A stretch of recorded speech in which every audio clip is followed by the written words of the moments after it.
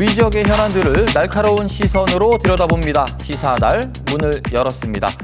자, 11월 11일 하면 초콜릿 긴 막대 과자를 서로 주고받는 것을 먼저 떠올리시겠죠.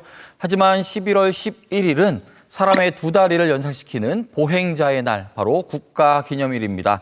국민 건강을 증진시킬 수 있는 걷기의 중요성을 강조하고 어디든 안전하게 걸어 다닐 수 있도록 보행자 중심의 교통 발전을 도모하는 날인데요. 자, 오늘은 보행자의 날을 맞아 우리 경북 지역의 보행자 실태 그리고 더 나은 환경을 위한 개선 방안들을 함께 살펴보겠습니다. 자, 오늘 세 분과 이야기 나눠봅니다.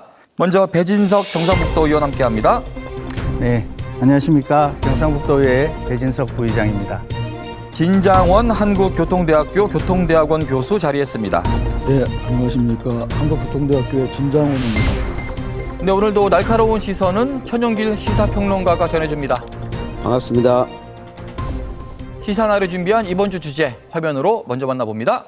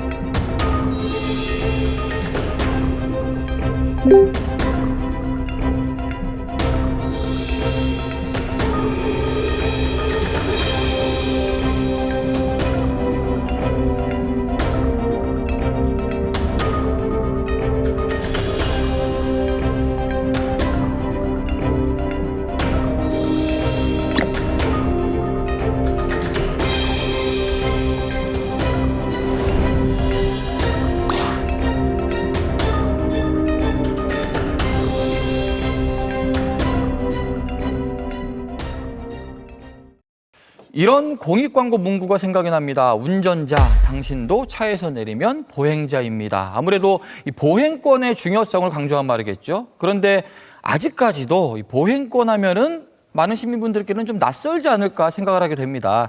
교수님께서 이 보행권의 개념 그리고 우리나라 보행권의 실태에 대해서 먼저 짚어주실까요? 그 보행권이라는 것은 쉽게 말씀드리면은 보행자가 안전하고 쾌적하게 걸을 수 있는 권리를 보행권이라고 보시면 되겠습니다. 하지만은 이 보행권이라는 것을 그 1988년도에 유럽 의회가 보행권 헌장을 제정을 했는데요. 그 보행권 헌장은 단순하게 보행할 수 있는 권리만을 얘기하는 것이 아니라 매연이 없고 조용한 곳에서 걸을 수 있고 살 수 있는 권리라고 규정을 했기 때문에 우리가 보행권에 대해서 생각하면 쉽게 얘기해서 특히 주거지에서 우리가 안전하고 쾌적하고 조용하게 걷고 살아갈 수 있는 권리라고 생각하시면 되겠습니다. 유럽은 1960년대부터 이 보행권에 대한 얘기가 나오기 시작하고요. 일본은 1970년도부터 보행권 얘기가 나오기 시작하고요. 우리나라는 서울에서 1990년 초부터 보행권 얘기가 나오기 시작합니다. 그 얘기가 나올 때 그 나라나 그 도시의 그 자동차 보유 대수를 보면요. 인구 1000명당 승용차 보유 대수가 100대입니다. 다시 말씀드려서 그냥 일반 자동차가 아니라 각 가정이 타고 다닐 수 있는 승용차 보유 대수가 100대가 됐을 때 사람들은 자동차로부터 받는 어떤 편익과 동시에 어떤 폐해를 생각하면서 이게 우리가 그냥 이렇게 살아가는 게 되는 건가? 라는 이제 퀘스천 마크를 던지면서 이 보행권 개념이 싹 텄다고 보시면 되겠습니다. 우리나라 같은 경우는 1993년도에 그 사단법인 녹색교통운동이라는 곳에서 우리나라에서 최초로 보행자는 걸을 권리가 있습니다라는 보행권이란 단어를 주창합니다. 이게 우리나라에서 보행권이 공식적으로 언론을 타게 된 처음 계기인데요. 그 운동에 힘입어서 1997년도에 서울시가 전 세계에서 인구 1000만 이상 도시 중에 최초로 보행권 조례를 제정하게 됩니다.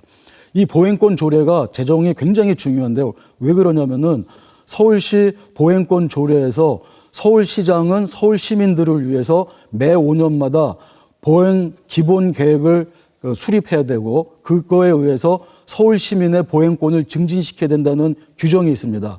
그것 때문에 1998년도에 제1차 서울시 보행 기본 계획을 수립하게 되고요. 그거에 의해서 사실은 여러분들이 오늘날 보게 되는 서울 앞 광장이라든지 청계천 복원이라든지 덕수궁 돌담길 옛날에는 사람 다니는 길은 조금 해가지고 이렇게 다니기 힘들었었는데 지금은 가서 보시면 잘 돼 있습니다.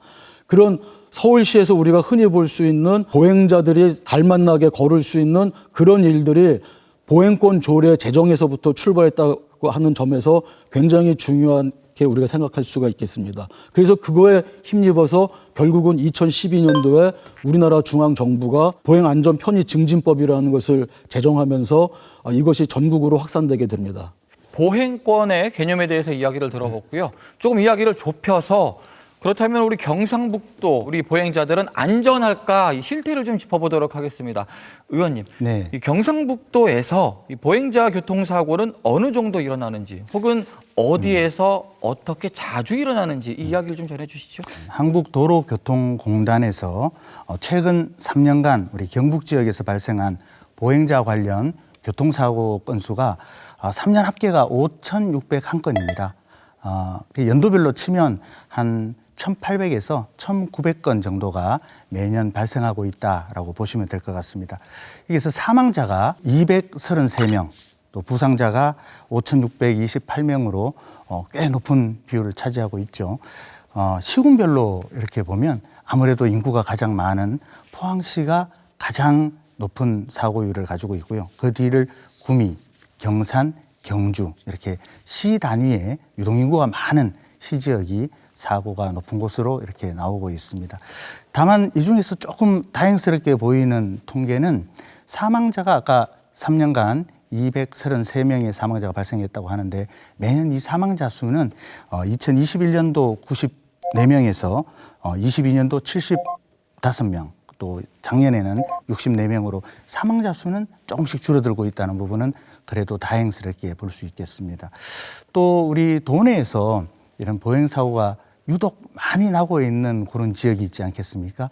그래서 그 지역을 살펴봤더니 가장 사고가 많았던 포항시의 죽도동 슈퍼약국 부근에서 약간 11건의 사고가 이 작년 기준입니다. 2023년 기준에 11건의 사고가 발생했고 그 다음으로는 영주시 가흥동의 꽃동산 회전교차로 부근에서 10건 그리고 김천시에 있는 평화동 고바우약국 부근에서 9건 이렇게 이제 작년 기준으로 보면 이런 지역에서 많은 사고가 보행자 사고가 발생했음을 확인할 수 있습니다. 네, 방금 의원님께서 이야기해 주셨지만 이 경북 지역 내에서 이 보행자 사고가 좀 다발적으로 발생한 지역의 특징들이 있는데요.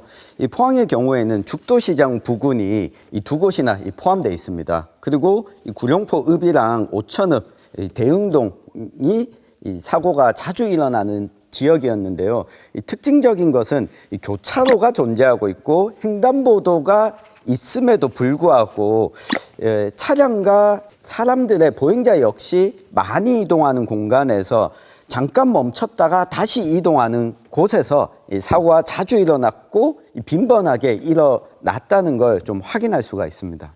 우리나라 그리고 경북의 보행자 교통사고 현황에 대해서 알아봤고요. 다른 나라는 궁금합니다. 우리가 흔히 보행 선진국이라고 이야기하는 나라들이 있잖아요. 네. 어떤 나라들을 꼽을 수 있고 어떤 정책들, 어떤 이야기들을 저희가 들을 수 있을까요? 보행권이 잘 지켜지고 있는지를 보는 가장 중요한 지표 중에 하나가 교통사고 사망자 중에서 보행 중에 죽거나 다친 사람의 비율입니다. 그런데 이제 우리나라 같은 경우는 2018년도까지 제가 이제 이름 붙이는 것은 마의 40% 벽이라고 하는데요. 그러니까 10명 중에 4명은 걷거나 그 횡단보도를 건너다가 이렇게 죽었습니다. 근데 이것이 우리가 교통사고 사망자는 매년 줄어왔거든요. 거의 최근에 한 13년간은 계속 줄어왔습니다. 그래서 굉장히 좋은 지표 성과를 냈음에도 불구하고 보행자의 사망사고는 줄지 않았는데요. 참고로 말씀드리면 네덜란드 같은 경우가 이게 한 11명, 그러니까 11%, 우리나라가 40%인데 그다음에 미국 같은 경우가 한 12%입니다. 그러니까 거의 우리나라가 4배 정도죠. 그다음에 OECD 평균이 한 19.4% 정도. 그래서 OECD 평균보다도 우리나라 사람 중에 보행하다가 죽는 사람들의 비율이 2배 이상이거든요. 그래서 이제 지금 말씀드린 대로 잘 돼 있는 곳이 네덜란드가 대표적인 곳인데요. 박지성 선수가 뛰었던 아인트호벤 아마 기억하실 텐데요. 그 아인트호벤 어떤 그 동네에서 트럭들이 그 공사 현장을 지나다니는데 골목길이 이 지름길인 거예요. 그래서 이 그 트럭 기사들이 골목길을 통과해서 가다 보니까 아이들의 통학이나 아이들의 노는데 너무 이게 위험하니까 어떤 엄마가 자기 집에 있었던 화단 하나를 자기 집 앞에다가 이렇게 내놓습니다. 우리나라에서는 지금 그 자기 집 앞에 폐타이어나 어떤 것들을 내놓으면서 주차 금지 이렇게 하고 있는데 그 당시에 네덜란드에서는 이 화단을 내놓으면서 트럭들이 속도를 내다가 화단이 있으니까 피해가려 서행을 하게 되죠. 근데 이걸 본 이웃집의 엄마들이 그거 좋은 아이디어네. 그래서 자기들이 각각 자기 집 앞에 화단을 내놓기 시작합니다. 그러면서 이게 골목길이 졸지에 어떤 정원 같은 분위기가 됐는데 보넬프란 말은 네덜란드 말로다가 거리의 정원이라는 뜻이라고 생각하시면 되겠습니다. 결국은 트럭들이 이 화단 때문에 속도를 낼 수가 없으니까는 결국은 그 골목길 통행을 포기하고 이제 큰 길로 돌아다니기 시작하면서 이 골목길이 이 동네가 안정화됐습니다. 이 얘기를 들은 네덜란드 중앙 정부가 이거 굉장히 좋은 아이디어다. 우리 네덜란드 전역에 이런 보넬프 개념의 주거지 도로를 개선하자 해서 1976년도에 이거를 법제화하게 됩니다. 그래서 이 보넬프라는 개념이 전 세계로 퍼지면서 예를 들면은 일본 같은 경우도 이거를 커뮤니티 존 해가지고 주거지의 골목길 또는 상업지의 골목길 가면은 굉장히 잘 정비되어 있고 안전하게 걸을 수 있는 그런 개념들이 이때부터 싹 트게 되고요. 예를 들어서 이 보넬프 편말이 있습니다. 거기에는 이제 어른 보행자가 서 있고요. 어린아이가 공놀이를 하고 자동차가 있고 주거지 아파트 같은 것이 이렇게 있는 어떤 상징적인 사인인데 이 표지판이 붙어 있는 곳에서는 운전자는 반드시 보행자를 보호해야 되는 의무가 있습니다. 그래서 예전에는 이 골목길이라고 했을 때 이 길 가장자리만 걸어 다녀야 되잖아요. 근데 이 보넬프 표지판이 있는 곳에서는 보행자는 길 한가운데를 걸어도 좋습니다. 또 중요한 것 중에 하나는 자동차는 이 보행자를 방해해서는 안 된다. 마찬가지로 보행자가 의도적으로 자동차의 진행을 억지로 못 가게 방해해서도 안 되는 겁니다. 그래서 이것이 반영이 돼서 우리나라에도 2021년에 제정돼서 2022년부터 도로교통법이 개정되면서 골목길 안에서 보넬프와 같은 유사한 운전자가 보행자를 보호하도록 됐거든요. 근데 이 보넬프의 법과 우리나라 도로교통법의 가장 큰 차이점 하나는 뭐냐면은 보넬프에는 뭐가 되어 있냐면은 운전자는 보행자의 속도보다 빨리 운전해서는 안 된다가 들어있습니다. 그러면은 보행자 속도라는 것은 시속 한 4km 정도인데요. 우리나라는 보통 낮춰도 시속 20km 정도, 존 20 정도로 지금 보행자를 보호하고 있거든요. 그런 측면에서 봤을 때 우리나라 규정에는 이런 것들이 좀 누락돼 있죠. 그다음에 또 한 가지가 뭐냐면 아까 미국이 이제 보행 사망률이 한 12% 정도밖에 안 된다고 말씀드렸는데 미국의 가장 중요한 것은 멈춤 표시, 스탑 사인입니다. 그래서 미국 같은 경우는 이 스탑 사인이 그 골목길마다 또는 그 큰 길에도 굉장히 많이 있습니다. 그래서 명백하게 통행권, 그래서 누가 먼저 갈 수 있느냐를 이렇게 명백하게 공적으로 규정을 해주고 있고요. 그 다음에 스탑 사인이 있는 곳에서는 무조건 일시 정지해야 됩니다. 그러니까 보행 선진 국가들과 비교해 보면은 비슷한 제도들은 있는데 이 시행 규범 그리고 규칙이나 내용들에서 차이가 좀 많이 난다 이렇게 볼 수 있을 것 같습니다. 결국에는 그 내용들이 지자체별로는 조례로서 제정이 될 텐데요. 우리 경북에도 보행자 조례가 있죠. 네. 이 부분에 대해서 얘기해 주시죠. 우리 경상북도에는 2013년도에 보행 환경 개선에 대한 관련 조례가 만들어졌습니다.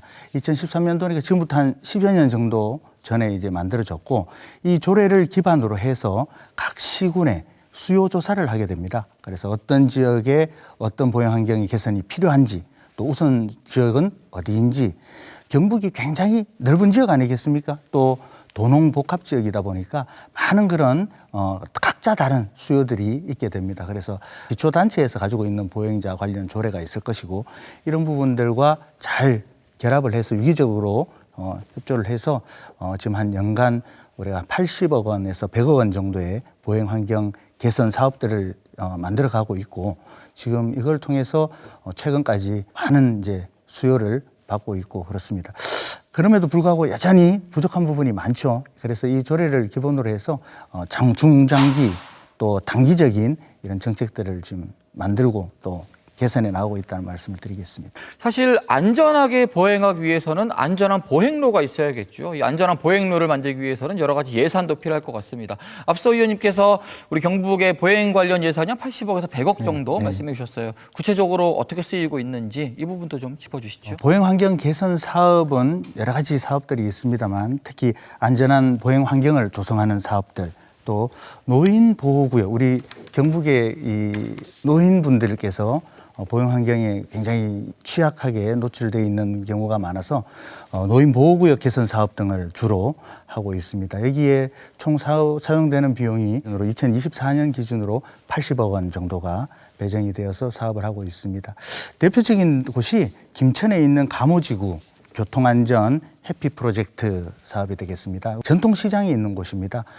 그러다 보니까 이제 차량이 빈번하게 이동하고 있고 또 이 지역은 차량 중심의 교통이 되고 있어서 보행자의 안전에 심각한 위험이 조회된다. 그래서 그 차량의 속도를 줄이는 것, 기본적으로는 두 번째 불법 주차를 줄이는 것. 그래서 그걸 이제 교통 정원화 정책이라고 하는데, 그는 교통 정원화 정책을 통해서 차량의 속도를 줄이고 불법 주차를 줄임으로 인해서 차량 유동 차량 자체의 차량 수를 줄이는 것 정책을 하고 있고, 또 하나는 횡단보도 시스템을 좀 개선을 했습니다. 그래서 고원화 횡단보도라고 해서 사다리꼴 형태 이렇게 좀 튀어 올라온 과속 방지턱을 상상하시면 될 것 같습니다. 이렇게 좀 도로에서 올라온 횡단보도를 만들어서 차량이 그 횡단보도를 지날 때 서행할 수 있도록 그렇게 하는 그런 정책들을 통해서 안전을 보행권을 확보하고 있습니다. 이 외에도 지금 아까 말씀드린 80억 예산 외에도 사실은 기초단체에서 지자체적으로 필요한 예산들은 기초단체에서 사업들을 하고 있는데, 그런 부분들을 아마 다 합치게 되면 지금 80억보다는 훨씬 많은 정도의 예산이 투여되고 있지 않을까 하는 생각을 합니다. 그럼에도 불구하고 조금 아쉽게 생각되는 부분은 우리가 흔히 생각하면 우리가 도로를 위한 우리가 예산들, 또 주차장을 만들기 위한 예산들, 주로 이제 차량을 위한 예산들에 비하면 이 80억 원이라는 이 보행자 안전을 위한 예산은 많이 부족한 부분이 아닌가 하는 그런 생각을 하게 됩니다. 그래서 향후에는 우리 차량보다는 보행자 위주로 도로를 개선해 나가는데 더 신경을 써야 되겠다, 그런 생각을 하게 되네요. 지금부터는 보행 약자에 대한 이야기를 나눠보도록 하겠습니다. 보행 약자라고 하면 우리가 좀 소수일 거다라는 생각을 가질 수 있지만, 어린이, 노인, 그리고 장애인, 우리나라 총인구의 33%를 차지한다고 하더라고요. 이 부분에 대해서 이야기를 들어볼 텐데요. 먼저 어린이 보호 구역에 대한 이야기부터 정리를 해보도록 하죠. 최민기 시사평론가. 네, 이게 어린이 보호구역이 소위 이야기하는 민식이법 제정으로 널리 알려지기 시작을 했는데요. 사실 제정된 것은 1995년에 이 스쿨존 제도가 제정이 됐습니다. 시속 30km로 속도를 제한하는 것뿐만 아니라 주변에 어린이를 보호할 수 있는 시설을 또 설치하고, 인근 주변에는 다른 시설물 설치할 수 없고 이 보호 시설을 또 갖추도록 하는 내용까지 포함을 하고 있습니다. 2022년에도 이 도로교통법 개정을 통해서 어린이 보호구역 내에 이 보행 안전을 더 강화하도록 조치를 했는데요. 문제는 이 스쿨존의 경우에는 2차선 도로 그리고 4차선 도로의 경우에는 속도를 줄이는 것으로 어린이 보호를 충분히 할 수 있을지라도 이면도로라고 이야기를 하죠. 이 보행자와 자동차가 함께 다니는 이 곳에 대해서는 속도를 줄이는 것만으로는 어린이를 완전히 좀 보호할 수 없다. 특히 인도가 어린이가 다니는 길이 완전히 보장되지 않은 상황에서는 속도를 줄이더라도 언제든지 보행자 우선이 아니라 운전자 우선이 되다 보니 이 부분에 대해서는 여전히 우리가 좀 가야 할 길이 남았다고 보여집니다. 특히 스쿨존 보행 사고의 경우에는 아마 우리 국민들이 가장 가슴 아파하고 안타까워하는 뉴스들 중에 하나가 아닐까 싶습니다. 우리 경북의 경우는 어떨까요? 스쿨존 교통사고 좀 많이 일어나나요? 경북의 경우에는 최근 3년간 우리 스쿨존에서 일어난 보행 교통사고 건수를 보면 최근 3년 통계는 84건입니다. 다행히 사망은 없었지만 부상자가 84명이 발생한 그런 사고죠. 다행스럽게 보이는 부분은 21년도에 39건이었던 것이 22년도에는 28건으로 또 23년에는 17건으로 그래도 매년 조금씩 줄어드는 추세라는 게 가장 고무적인 부분이 아닌가라는 생각을 하게 됩니다. 우리 도에서는 우리 스쿨존에 대한 이 안전을 확보하기 위해서 우리 뭐 도뿐만 아니고 경찰서 또 시민단체 또 학부모 단체 여러 유관기관들과 함께 많은 캠페인과 노력을 하고 있습니다. 또 스마트 횡단보도 감응 시스템을 도입을 하고 또 음성 안내 시스템 이런 것들을 도입해서 우리 정말 자라나는 우리의 미래 아이들 보호하기 위한 노력에 아낌없는 정책과 또 지원을 하고 있고 또 해야 한다라고 생각을 합니다. 네. 우리 지역의 경우에는 농어촌 지역이 많잖아요. 더불어서 고령 인구가 급속도로 또 늘어나고 있습니다. 그렇기 때문에 이 노인보호구역, 조금 더 나아가서는 장애인보호구역에 조금 더 신경을 써야 되지 않을까 생각이 들기는 하는데요. 현재 상황은 어떨까요? 우리 경북 도내 보호구역으로 지정되어 있는 곳은 1,493곳이 지정이 되어 있고 그중에서 어린이 보호구역이 가장 많습니다. 1,076곳 그리고 노인 보호구역으로 415곳 그리고 장애인 보호구역이 아쉽습니다만 2곳에 불과한 실정입니다. 이 노인 보호구역의 범위와 규정을 어떻게 해야 할 것이냐 또 노인의 생활권을 어디로 한정할 것이냐. 사실은 어린이 보호구역인 경우에는 스쿨존이라든가 아이들의 이제 그 주로 활동할 수 있는 그 지역이 한정될 수 있는 반면 이 노인이라고 하는 이 대상자들의 활동 구역을 범위를 한정하는 부분이 굉장히 각 지역 자치단체별로 한계가 있고 또 그걸 지정하는 데 있어서 반대적인 또 부작용들이 발생할 수 있는 부분들이 있습니다. 그래서 그런 부분들을 우리 사회적으로 어떻게 합의를 가져갈 수 있을 것이냐 이런 부분이 중요한 문제가 될 수 있을 것 같고 또 한 가지는 우리 교통약자 중에 하나인 이제 장애인들에 대한 보호구역 또 장애 유형별 이 형태가 있습니다. 시각장애인 또 신체장애인들이 보행권이라든가 이동권에 대한 이런 부분들이 있기 때문에 이런 것들에 대해서는 앞으로도 더 연구와 또 사회적 합의 또 우리가 어떻게 하는 것이 또 선진적인 보행 환경 조성을 하는 것에 도움이 될 수 있을 것인가 고민을 많이 해야 될 부분이 아닌가 하는 생각을 하게 됩니다. 그렇습니다. 어차피 우리 도내의 가장 또 심각한 문제가 고령화이기 때문에 우리 노인들에 대한 보행권을 확보하기 위한 노력은 앞으로도 계속되어 가야 한다라는 생각을 하게 됩니다. 농어촌이 많은 우리 지역에서는 고령화에 대한 이슈는 사실 풀어야 될 숙제가 아니라 대비해야 될 것들이잖아요. 그렇기 때문에 이 노인들, 특히 장애인분들에 대한 보행권에 대해서는 적극적인 개선이 좀 선제돼야 되지 않을까라는 생각이 더불어 듭니다. 지난 3년간 2020년부터 22년 동안에 그 연령대별 보행 사망자 현황을 분석해 봤더니 노인들 사망자 비율이 약 60%입니다. 그런데 우리나라 그 고령화, 65세 이상 고령화 비율이 한 18% 정도 되는 거 생각하면은 엄청나게 높은 비율이죠. 이거는 OECD 평균 1.9명인데 거의 4배 수준입니다. 그러니까 우리나라의 노인 보행자 사고는 아주 심각하다. 그래서 대비해야 될 게 아니라 이미 닥쳐 있다. 이렇게 생각하셔야 되고요. 그래서 우리나라가 OECD 회원국의 꼴찌고요. 그다음에 우리나라보다 나쁜 꼴찌에서 2등이 어디냐면은 그 리투아니아인데 우리가 그 7.7명인데 리투아니아도 4.2명입니다. 그러니까 우리보다 두 번째 꼴찌인 리투아니아보다 우리가 2배가 높은 게 노인 보행 사망자의 현실입니다. 무단횡단하다가 돌아가신 분들이 의외로 많습니다.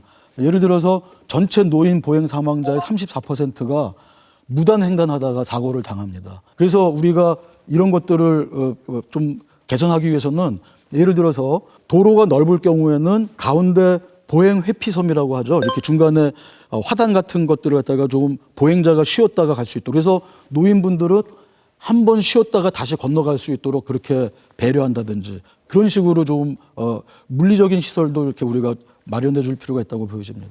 노인분들의 무단횡단 사고 요인 중에 제가 한 가지 좀 추가하고 싶은 것이 이 도시의 경우에는 속도와 이 귀찮기 때문에 조금이라도 시간을 줄이려고 무단횡단을 하는 경우가 있다면 농촌 지역 같은 경우에는 아예 횡단보도가 없어서 무단횡단을 하는 곳들이 굉장히 많습니다. 앞서 이야기가 잠깐 나왔던 이 이면도로, 이 보차 혼용도로가 여전히 농촌 지역에는 많기 때문인데요.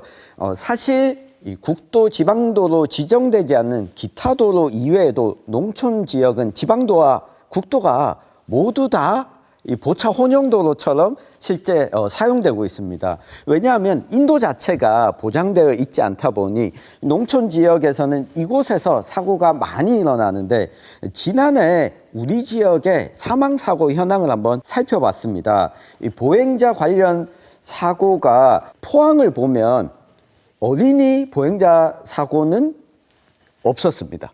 그런데 이 고령자 10명 가운데 5명은 보행자 사고였었고요. 이 경주의 경우에 어린이 사고는 없었습니다. 그런데 이 고령자 사고 17명 가운데 이 보행자가 또 6명이었습니다. 영덕도 어린이 사망 사고는 없었는데 이 고령자 3명 중에 이 보행자 1명 사고가 있었고요. 이 얘긴즉슨 노인들이 상대적으로 어린이보다 더 취약한 상황에 놓여져 있고 취약한 도로 환경을 자주 이용한다. 이 부분에 대한 개선이 좀 필요한 상황입니다. 보차 혼용도로. 사실 이름이 어렵지만 우리가 농촌에 가면 국도나 농로 다 보차 혼용도로죠. 간단하게 인식하시면 될 것 같고요. 최룡기 평론가의 이야기대로 어린이들의 사망 사고보다도 노인분들, 어르신분들의 사망 사고가 많은 것 같습니다. 이에 대해 여러 가지 생각이 있으실 것 같거든요, 의원님. 우리 농사를 짓는 연령이 계속 고령화가 되고 있습니다. 그래서 우리 경북권에는 우리 뭐 전형적인 농도이기도 하고 여전히 고령화된 우리 어르신들께서 농사를 짓고 있고 또 사회 활동을 하고 계십니다. 또 많은 경우에 있어서 농기계라든가 이런 부분들을 운용하기도 하고 집에서 농토까지 이동해야 되는 이런 거리들이 있습니다. 그런데 아까 말씀하신 우리 뭐 7번 국도라든가 대표적인 우리 사고가 많이 났던 위험한 도로죠. 7번 국도를 비롯해서 많은 지방도를 끼고 농토들이 형성되어 있고 또 주택은 그 길 너머에 있는 경우들이 많이 있습니다. 그러다 보니까 이게 보행 환경이 열악한 조건에서 횡단보도라든가 이런 것들이 만들어져 있지 않는 경우가 많다 보니까 우리 노인분들께서 거기에 대한 사고, 특히 이런 지역은 또 야간에 조명이나 경관이 굉장히 어두운 경우가 많습니다. 그렇다 보니까 운행을 하는 운전자 입장에서도 갑자기 어떤 물체가 나타난다거나 아까 무단횡단에서 이렇게 하면 그 대응할 수 있는 기간이나 시간이 굉장히 짧아지게 되고 사고가 일어나면 이게 사망사고로까지 이어지는 큰 문제가 발생되고 있습니다. 그래서 우리 농로, 보차 혼용 도로, 또 지방도라든가 국도에 대한 보행환경 개선, 특히 우리 어르신들을 위한 그런 부분들을 개선하기 위해서는 단기적으로라도 조명이라든가 또 보행 도로상의 어떤 위험 안내 표지판이라든가 이런 것들을 조금 더 보완을 해야 되는 것이 중요한 대책이 될 수 있지 않을까 하는 생각을 하게 됩니다. 제가 조금 더 첨언해서 말씀드리면 정책 예산을 이제 다루시는 정책 결정자들 입장에서는 아까 우리 천 기자님 말씀하셨던 지방도나 심지어 국도까지도 보도가 전혀 없지 않습니까? 거기서 이제 사고가 많이 나거든요.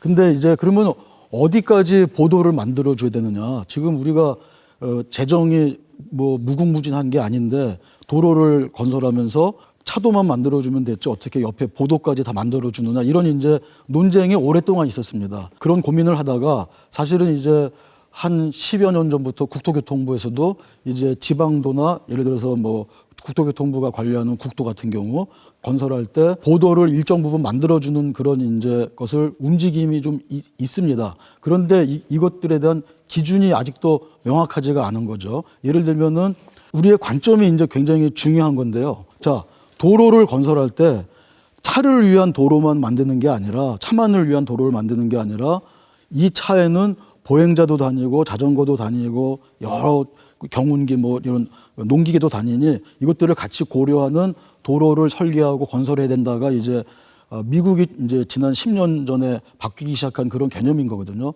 그렇게 봤을 때 우리가 어느 정도까지 시빌 미니멈 그러니까 최저 보장을 어느 정도까지 보도를 동네를 관통하는 그 도로에 보도를 만들어 줘야 될 것인가 그거를 좀 우리가 많은 고민이 좀 필요한 것 같습니다. 그랬을 때 예를 들어 동네를 중심으로 해서 우리가 보통 걸어서 가는 거리가 그 1.5km 이상을 넘지를 않거든요.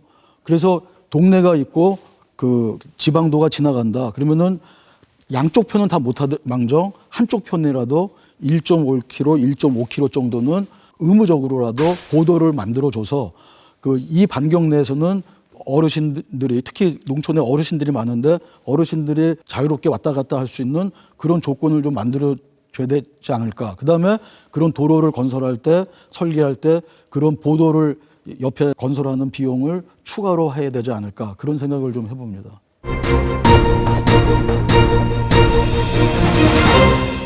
자, 오늘은 11월 11일 보행자의 날을 맞아서 우리 보행권에 대한 여러 가지 이야기를 나눠봤습니다. 마지막으로 맺은 말 듣고 오늘 이 자리 마무리하겠습니다. 의원님. 걷는 사람의 권리를 우선하는 우리 보행권, 많이 중요한 일임에도 불구하고 간간히 사망사고가 들릴 때마다 가슴이 철렁하기도 하고 많이 안타까움을 느끼고 있습니다. 중앙정부에서 시작된 우리 어린이 보호구역 스쿨존의 30km 제한 속도라든가 경상북도에서 추진하고 있는 안전한 보행거리 조성 사업 등 일부 성과가 있습니다만 가장 우선적으로는 우리가 보행자에 대한 인식 또 보행자들을 우선한다는 사회적 합의가 이루어져야 될 것 같습니다. 횡단보도를 걷고 있는데도 옆에 차가 자꾸 끼어들어서 이제는 뭐 조급하게 횡단보도를 건너가야 되는 이런 현실보다는 우리 또 차로부터 내가 보호받고 있다라는 그런 보행자의 권리를 우선시되는 그런 사회 시민의식을 만들어 가야 되는 게 최우선이라고 생각을 합니다. 경상북도에서는 그런 부분들도 관심을 갖고 우리 시민의식 개선을 위한 캠페인 등 또 보행권을 위한 앞으로 더 많은 정책으로 우리 도민들에게 안전한 보행권을 돌려드리는 그 일에 우리 의회에서 앞장서겠다는 말씀을 드리겠습니다. 교수님의 정리 말씀 들어보겠습니다. 이제는 법조문이며 도시계획을 조금 더 정교하고 완전하게 다듬을 필요가 있습니다. 또 하나 중요한 것은 운전자들의 관념이 완전히 바뀌어야 되는데요. 한 예로다가 광화문에 횡단보도가 없었습니다. 지하도가 있죠. 근데 거기에 횡단보도를 만들자고 했을 때 경찰청에서는 교통 흐름에 큰 방해가 된다고 그걸 반대했습니다. 그런데 녹색교통운동이라는 시민단체에서 그 길거리 나가서 몇 개월 동안 시민들의 찬반을 받았습니다. 그리고 그것을 제출해서 결국은 광화문 사거리에 횡단보도를 만들었고 지금은 지하도가 있지만은 그 위로 시민들이 편안하고 행복하게 건너다니고 있습니다. 이것이 바로 관점의 변화입니다. 그래서 우리가 이 11월 11일을 보행자 날로 기념하고 있는데 더 중요한 것은 이 보행권이 뭐냐? 단순히 걸을 수 있는 권리가 아니라 쾌적하고 안전한 사람 중심의 교통 도시를 만드는 것이 보행권의 본질이라고 봤을 때 이 보행권이 잘 보장된 사회야말로 사람들이 삶의 질이 높고 사람을 존중하는 사회라는 것을 우리가 조금 중요하게 생각하고 우리 관점을 바꿀 필요가 있다고 보여집니다. 그래서 세 가지가 중요한데요. 첫 번째는 정책 결정자들이 보행자를 우선시하는 정책을 도시교통 계획, 도시 설계에 잘 녹여내야 된다고 보여지고요. 그다음 두 번째, 국민들은 우리 모두는 다 보행자라는 사실을 깊이 인식하고 운전자는 보행자를 지켜주는 매너를 정말로 뼛속 깊이 인식을 해야 된다고 생각하고요. 마지막으로 세 번째는 이런 것들을 국민들의 양심에만 호소하는 게 아니라 예를 들어서 뭐 VR 프로그램이라든지 어떤 실제 체험을 통해 가지고 자기가 안전하게 무단횡단하면은 위험하다든지 안전하게 어떻게 걸을 것인지 어떻게 운전할 것인지 이런 것들을 실제 어떤 가상현실 체험할 수 있도록 만드는 그런 과학화된 교통 안전 대책들이 병행되면은 우리나라도 보행 선진국으로 더 올라갈 거로 생각합니다. 네, 최영길 시사평론가. 두 분께서 이야기를 해주셨는데요. 저는 시청자 여러분들의 양심에 좀 호소를 하고 싶습니다. 이 90년대 양심냉장고라고 하는 프로그램이 있었습니다. 차량 정지선을 지키는 운전자에게 선물과 응원을 보내는 오락 프로그램이었는데요. 오늘날에도 여전히 이런 운전자들의 의식 변화가 가장 중요한 과제가 아닐까 싶습니다. 당신들께 양심 냉장고를 언제든 드릴 준비가 되어 있습니다. 건강에 좋다고 해서 걷는 분들이 많습니다. 걸으러 나오면 자동차 때문에 위험하다 생각하시는 분들이 많을 것 같습니다. 그런데 운전대를 잡으면 내가 과연 이 보행자들에게 매너를 지키고 있는가 스스로 한번 되짚어보게 될 문제인 것 같습니다. 보행자 중심의 제도는 보행자인 우리 모두의 인식 개선에서부터 시작할 것 같습니다. 오늘 시사날 여기까지입니다. 함께해 주신 여러분 고맙습니다.